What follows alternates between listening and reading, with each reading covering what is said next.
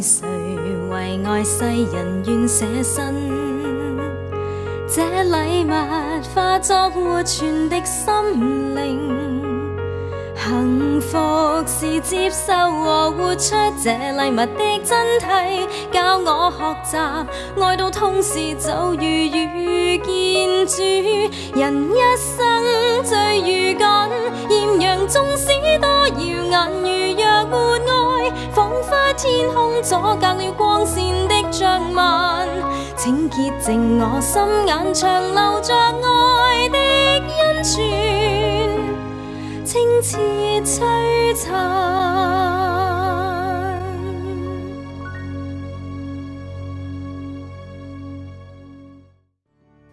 人稱三家姐嘅李顯玲，本來只係一位普通嘅教師。咁我就寫咗一系列嘅旅遊書，嗰本書一出咧就哇，真係嗰啲人搶購。而佢更加冇諗過可以由香港移居到夢寐以求嘅紐西蘭。我能夠去紐西蘭呢，亦都係我覺得係天主嘅安排，因為好多嘅巧合啊！以我只係一個老師，連大學嘅資格都冇。而一次嘅極地探險之旅，更加讓佢同死亡擦身而過。哇！咁當時咧，成隻船咧就好似個傷兵醫院咁。我話當時嘅感覺咧，就係我相信好似耶穌山園祈禱咁，即係唔會係歇斯底里咁話我唔想死啊，我唔想死，唔係，而係咧即係好鬱悶，天主你幫下我啦。回望佢嘅一生，三家姐有咁樣嘅體會。而家回頭一望咧，就真係睇到原來天主係有咁好嘅安排俾我嘅，啊，即係峰迴路轉，啊，結果原來就係為我係最好嘅。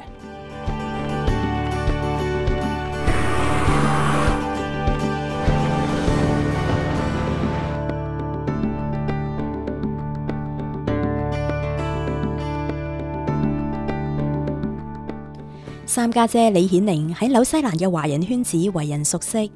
佢除咗喺當地嘅中文電台主持節目，喺報章撰寫專欄之外，亦都喺社區服務方面作出大量嘅貢獻。佢又積極參與天主教教會嘅多項活動。喺2002年至2008年，更加擔任奧克蘭華人天主教團體嘅會長。但原來三家姐嘅父母並唔係教友，但係就安排佢入讀一所天主教嘅小學，讓佢有機會接觸到基督宗教。有一間叫做瑪利諾神父學校，就喺大坑東嘅，就啱先成立。咁我你知道啦，我哋香港人咧聽到個天字都係唔得掂噶啦，即係覺得好好。咁我爸爸媽媽咧就去同我排隊嚇，結果我就入咗呢間瑪利諾神父天主教學校。咁就喺呢個天主教嘅薰陶之下咧，我小學3年班就領洗啦。領洗之後，三家姐就加入聖母軍。聖母軍係天主教教會裏邊最大嘅平信徒團體，喺世界各地擁有300幾萬嘅團員。三家姐積極參與聖母軍嘅福傳工作，探訪教友同有需要嘅人，包括病人同老人。咁我亦都係喺即係喺呢啲天主嘅薰陶之下一路成長啦。我做聖母軍咧，即係可以講係一路做到我去紐西蘭嘅時間嘅。咁因為我喺我生命之中咧，我好多時都睇到天主嘅臨在只要你相信佢，佢係真係喺你身邊。好多時照顧啦就算佢唔照顧咧，係佢有佢嘅旨意喺處嘅。所以我係好感恩嘅，真係。由於家境並唔富裕，三家姐喺中學畢業之後唔能夠繼續升讀大專。當時畢咗業之後咧，就比較穩定嘅工咧，就係 either 做護士啦，或者係做教書啦。咁我就兩個都考過嘅。做護士啊，就着晒家姐嗰啲長衫高踭鞋總之行入去就即刻俾人識穿啦。佢話一望就係話你未夠年齡喎，你唔應第二年再嚟過啦咁所以護士嗰行咧就唔入到。咁但係教師咧佢就肯收我。咁結果咧我就入咗去做教書啦。咁我自己咧就係好中意去旅遊嘅。咁好彩咧做教書咧又係好多假期。咁每有假期我就即刻出去噶啦。咁當時咧，即係去中國大陸咧，都係啱啱開始啦，即係好困難嘅。但係即係自己係中國人啦，都好嚮往嚇祖國嘅名山大川啦。咁我自己曾經咧默默咁答應自己咧，就話我要走遍中國嘅名山大川。熱愛旅遊嘅三家姐喺公餘時間四處遊歷，更加將佢嘅旅遊心得出版成書《洛陽紙貴》，佢嘅旅遊指南成為當時暢銷嘅旅遊天書。我就寫咗一系列嘅旅遊書，當時就係叫做旅遊自助餐，分開一條線嘅。第一條就係西南線，我哋嗰本書係第一本，係入去喺中國大陸嘅賓館賣嘅。原來喺出版旅遊指南嘅背後都有天主嘅旨意。喺偶然嘅機會下，三家姐知道紐西蘭接受移民。三家姐一向對紐西蘭呢個國家情有獨鍾，但係就擔心自己唔符合資格。而呢一系列嘅旅遊書啱啱好能夠幫助三家姐成功申請移民到紐西蘭。我1983年就去過噶啦，咁我就好中意呢個地方真係覺得佢係一個 God gift land 天主俾嘅地方。咁我自己同自己講啫，如果我有機會出去，紐西蘭係我首選。咁但係亦都量下自己幾高低，根本冇乜可能。咁但係見到個咁嘅電話，冇可能啫，寫低佢啦，咁就寫低咗喺我記事簿度。咁咧，聽日就係嗰個講座啦。今日嗰個電話咧，篤口篤鼻咁篤上嚟。即係聽日係啦，有冇位咧？試下啦，有位就去啦，冇位唔去啦。參加移民講座之後，雖然三家姐對自己嘅條件冇太大嘅信心，但係佢並冇放棄，更加為呢件事祈禱。天主俾一個意念俾我，就係話你唔好話自己係去求佢俾你去，你話佢係嗌你去幫佢。咁我咧就話我可以嚟做你嘅救星嚇，我可以係推廣到呢個香港人喺你哋紐西蘭6、7、8月嘅淡季，啱啱係香港人嘅暑假咧，係嚟填補你嘅空隙。嗰個人講完，聽我講完，又有證據證明我寫個書又咁暢銷，哇！我睇到佢咪咪嘴笑，我心諗掂㗎啦，今次咁感謝天主，真係我去到我最心儀嘅一個地方。咁而家亦都證明我係好喜歡呢個地方。三家姐喺1989年移居紐西蘭之後，旅遊業好自然咁成為咗佢嘅當然事業。佢創立咗自己嘅旅行社，專為客人度身訂造特色旅遊。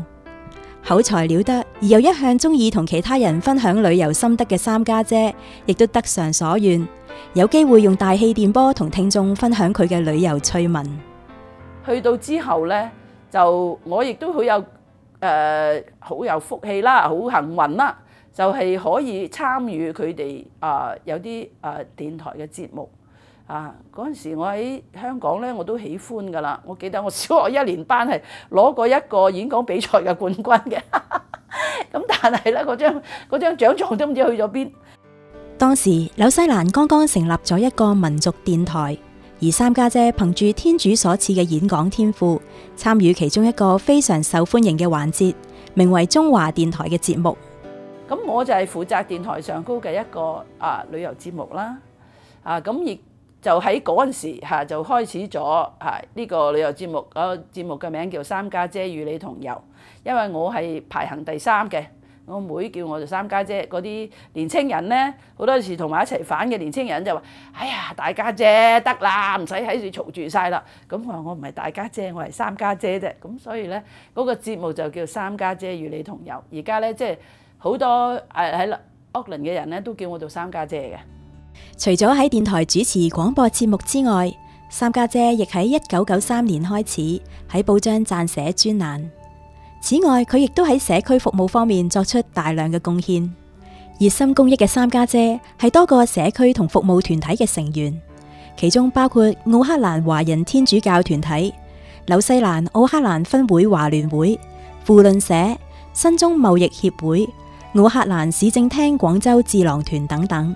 佢一直扮演住作為中國人、台灣人、紐西蘭人喺社區溝通同埋文化交流嘅橋樑角色，使佢成為家傳戶曉嘅人物。而三家姐喺搜集紐西蘭國內旅遊資料嘅過程中，佢到訪過唔少嘅國家公園，更加認識到一位喺環境局工作嘅官員，俾佢了解到環境保育嘅重要性。於是佢就積極咁運用天主賜俾佢嘅天賦，亦都透過佢嘅傳媒網絡嘅協助，將環保嘅信息傳遞俾華人社群。喺2002年嘅4月13號，我哋就一齊成立咗一個叫做華人環保教育信託基金。咁喺嗰陣時開始，我哋就不斷咁樣每個月都去組織呢啲活動啦，帶啲人去郊外去認識呢個自然生態啦，帶佢哋去海邊啦，請佢哋知道呢個海洋嘅生態啦。每一個月都有活動。咁咧就呢個華人環保教育信託基金咧個名一路傳開咗啦，而且咧即係我哋亦都得到好多華人嘅響應。咁呢個喺1年幾我哋就攞咗一個全國性嘅綠絲帶獎，亦都攞咗全奧克蘭嘅特別環保獎。由於佢喺環保方面嘅貢獻，紐西蘭政府更加喺2003年，即係基金成立之後嘅1年，頒授女王服務勳章俾身為華人環保教育信託基金創會主席嘅三家姐。一向喜歡大自然同致力於推廣環保嘅三家姐，深深體會到天主奧妙嘅創造。佢對人類喺大自然同生態環境之中所擔當嘅角色有一番反思。我哋知道創世紀嘅時間咁天主就係同我哋講，我俾呢個管治嘅權柄俾你，你去管治呢個大地海洋。咁我哋人類咧係個管家嚟嘅啫。譬如話你入去一個人嘅屋企，你係個管家嚟嘅啫，你就冇理由拆人哋間屋嘅，就冇理由改人哋啲房嘅。你應該係好好保存人哋嘅嘢。咁而且咧，我哋而家用緊嘅嘢咧，好多係借緊我哋嘅仔仔孫孫嘅嘢㗎。如果我哋冚唪唥將呢啲資源用盡咧，我哋嘅仔孫就冇㗎啦。所以咧，我哋係應該要睇長遠。人類有高度嘅智慧，每日都有新嘅發明，使我哋嘅工作更有效率，生活更方便舒適。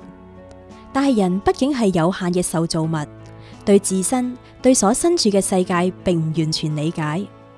透過同唔同嘅環保人士嘅合作，讓三家姐能夠有機會親身體會到人類對大自然所做嘅，睇起上嚟好似微不足道嘅小小改變，原來都可能為生態環境同複雜嘅食物網帶嚟始料不及嘅破壞。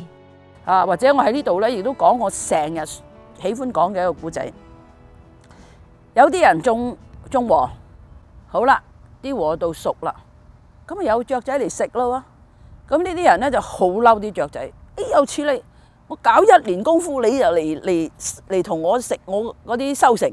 好，捉晒你，咁就將啲網咧嚟捉呢啲雀仔啦。咁啊捉到啲雀仔七七八八啦，就慶功啦冇晒雀仔啦，唔使驚我哋啲禾稻俾人哋食咗啦。咁咧喺佢未曾真正可以慶功之前，鋪天蓋地咁樣嚟蝗蟲，你唔使收割啦，啲蝗蟲幫你收割啦。嗰陣時嗰啲農夫就哎呀啲雀仔你快啲嚟同我食晒啲蝗蟲啦，俾你捉晒啦，唔使喊啦。所以咧，即係佢唔知道呢啲雀仔喺每日食佢嗰幾粒穀嘅時間，係每日為佢服務，每日為佢提供一啲生態嘅服務。所以咧，我哋人為咁去改變呢個自然生態咧，係好多時暫時睇唔到個問題，但係當問題出嚟嘅時間咧，已經係冇辦法㗎啦。透過唔同環保團體嘅推廣，大眾已經開始意識到環保嘅重要性，而環保似乎亦已經成為一個潮流嘅用詞。但係三家姐更關心嘅係我哋點樣先至能夠真正咁活出環保綠色生活。環保咧係喺我哋日常生活裏邊每一個片段，我哋都可以為環保貢獻一些少力量。當然，我哋大部分嘅中國人咧都係話環保就係、我唔抌垃圾，我好環保啦。我垃圾分類，我好環保啦。其實咧呢啲係好少嘅嘢㗎咋。我覺得整個大嘅 big picture 啦先至係最重要嘅。呢個整個自然生態，好似我頭先話其中一條鏈斷咗，成嚿就會冧。原來環保唔只限於垃圾嘅處理，而係更根本咁將環境保育成為我哋日常生活中每一個細節嘅其中一環。咁我哋又點樣能夠為環保出一分力呢？喺呢方面，三家姐有佢實務嘅見解。好中意講嘅3個 R：reduce 減少，減少咩呢？減少購買，減少去用，reuse 重用。買咗啦，唔好話睇到悶啦呢件嘢，掉佢啦咁。recycle 就係將佢循環再用，因為我哋每一樣嘢要做出嚟，譬如呢件衫呢隻手錶，要做出嚟嘅時間咧，都會用好多嘅能源，用好多嘅資源去做嘅。如果我哋嗰隻手錶係好舊噶啦，用得咪用咯。有陣時啲人又會覺得好無奈，就話：我買少件衫都咁可以有咁多嘢幫忙咩？可以噶，每一個人都咁諗就可以令呢個世界有所改變。所以希望大家都有呢個心，由你開始先去做，然後你去影響身邊嘅人，大家都為呢個地球去着想。簡約嘅生活唔係只醉心於追求物質上嘅享受，唔再以擁有幾多華麗嘅衣服、皮鞋、手錶去衡量自己同其他人嘅存在價值，反而能使人同人嘅關係、人同大自然嘅關係更加和諧。致力於環境保育同中意接近大自然嘅三家姐，喺1997年有機會參加咗一個去南極嘅旅行團。咁我去之前呢，都同我嘅聽眾咧係講過，就話我而家去南極翻嚟咧，我會講我嘅經歷俾你聽。咁咧亦都係喺報紙嗰度就話，如果我去完南極翻嚟咧，我希望可以寫一本係關於南極嘅書。由紐西蘭南島最南端嘅一個小鎮出發，要7日嘅船程先至有機會到達南極。而大家喺海上更加要面對風浪，尤其係位於南緯40度至60度西風帶嘅大風巨浪，更加係連航海家都會聞之色變。Captain Cook 咧，Cook 船長咧就話40度咧就叫做Rolling 40。獅子叫咪 rolling 咁，50度叫 furious 50，即係好嬲嘅，咁又係咧嘅，咁然後咧60度入到去南緯60度咧，就叫 screaming 60，尖叫一隻咁樣嘅，咁咧即係整個行程咧都係嗰隻船咧就搖得好緊要嘅。經歷咗多日嘅驚濤駭浪，南極洲終於在望。我哋嗰個 organizer 就話：嗱，你哋去執下你自己想帶上岸嘅嘢，執完咧，我哋就坐嗰啲橡皮艇就埋去噶啦。咁準備啦，各自準備啦。冇幾耐，佢就召集我哋去開會，話俾我哋聽。佢話我哋暫時唔上得去，因為咧就前面有一個 depression 即係嗰啲低氣壓咁咧就我哋要等個低氣壓過咗至得。當晚咧就成晚都聽到嗰隻船咧就喺樹好似撞到啲嘢咁因為佢係頂住啲風砰砰，就知道嗰個船搖得好緊要。咁我哋一路都俾嗰個風困住咗。咁困住嘅時間咧，即係嗰個船長話俾我哋聽曾經嗰個浪最大嘅時間咧係25米高嘅，25米高即是話係8層樓咁高。喺呢個生死攸關嘅經驗中，反而讓三家姐更懇切咁祈禱。當時係不斷咁祈禱，嗰個心就諗：哎呀，耶穌啊，你可以同伯多祿平風息浪，你同我做一次啊，做1個鐘頭咋，1個鐘頭我就埋到岸。你俾我埋到岸，我話知你點都好啦。不斷咁祈禱，但係冇回應嚇。我哋仍然困喺嗰個呢個低氣壓嗰度。嗰陣時嘅感覺咧，即係好鬱悶啊！直情嘅感覺咧，就係有最後嘅一刻嘅感覺㗎啦。即係成日話俾自己聽啦，呢個可能係我嘅時候啦。一路嗰個船係困咗48個鐘頭，咁之後咧，頭頭就話你俾我上去啦嚇，48個鐘頭上唔到，我就唉好啦，如果我唔死咧，我啲時間俾你啦，因為呢啲翻嚟即係能夠生存嗰啲時間就執到翻嚟嘅，咁我就翻嚟為你做事啦。由於風浪實在太大，而且又有另外一個低氣壓即將嚟到，所以船隻並唔能夠泊岸，而要被迫折返。因為呢場大風暴令三家姐感到事與願違，唔能夠踏足近在咫尺嘅南極洲愛德角。當然中間回航都有停下啲南極嘅荒島啦。咁不過咧，我嘅心係一路都諗住我同天主嘅承諾，就我係要賣咗我個旅行社嚟到去做佢嘅嘢。返到紐西蘭之後，三家姐只係一心一意要去專心侍奉天主，所以先至忍心將佢經營多年嘅旅行社出售。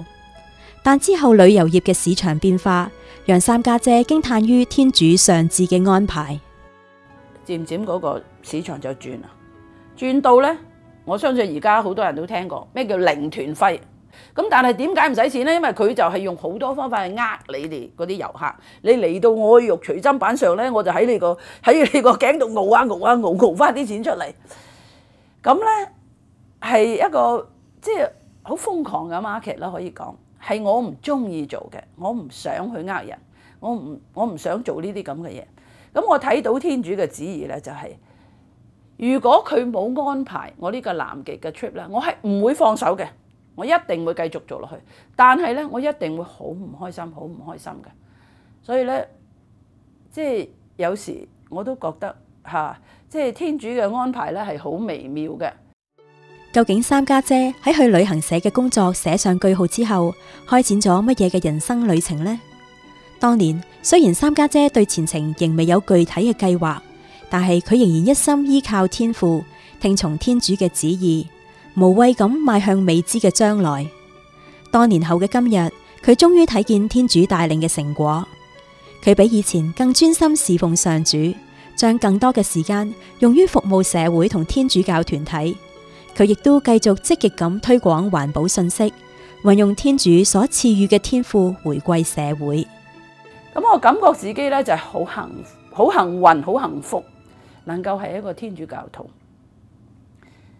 我哋係有依靠，係能夠將我哋心裏邊嘅鬱悶，我哋嘅要求係有所交託，有一個父親喺處照顧緊。而家回頭一望呢，就真係睇到原來天主係有咁好嘅安排俾我嘅，即係峰迴路轉，結果原來就係為我係最好嘅。回望佢燦爛嘅人生旅程，三家姐由一位普通嘅教師，成為一位暢銷旅遊書嘅作者。由香港移民紐西蘭之後，更加搖身一變，成為一位電台主持。佢亦都設立環保基金，致力向當地嘅華人推廣環保。一次未能成功嘅南極之旅，更加改變咗佢對人對事嘅睇法。無論順境逆境，三家姐都打開佢嘅心扉，聽從天主嘅帶領，無論乜嘢時候都感受到天主嘅看顧保守，就好似聖經裏邊依撒意亞先知書所記載嘅上主嘅話：請你們聽我，自出母胎我就抱着你，自離母腹我就懷着你，直到你年老我仍是一樣，直到你白頭我依然扶持你。我既然如此做了，我必要提攜你，扶持你，拯救你。為人父母從來都唔係一件容易嘅事，管教太嚴可能會對細蚊仔造成好大嘅壓力，但係對子女有求必應，又驚會縱容佢哋。我諗我自己係一個管教比較嚴厲嘅家長嚟嘅。你有冇諗過，當你啲小朋友抗拒個信仰嘅時候，你哋會點樣做呢？喺幾年前開始，坊間興起咗怪獸家長呢一個名詞，家長又點樣睇呢？請留意呢一個星期嘅愛常傳。睇完呢一集愛常傳，歡迎大家打我哋嘅熱線電話嚟分享一下你嘅感受或者故事，同時亦都請收聽我哋逢星期六播出嘅電台節目《愛生命》。要選購天主教書籍同埋信仰靈修禮品，請嚟我哋嘅書社參觀選購。我哋下星期同樣時間再見，天主保佑。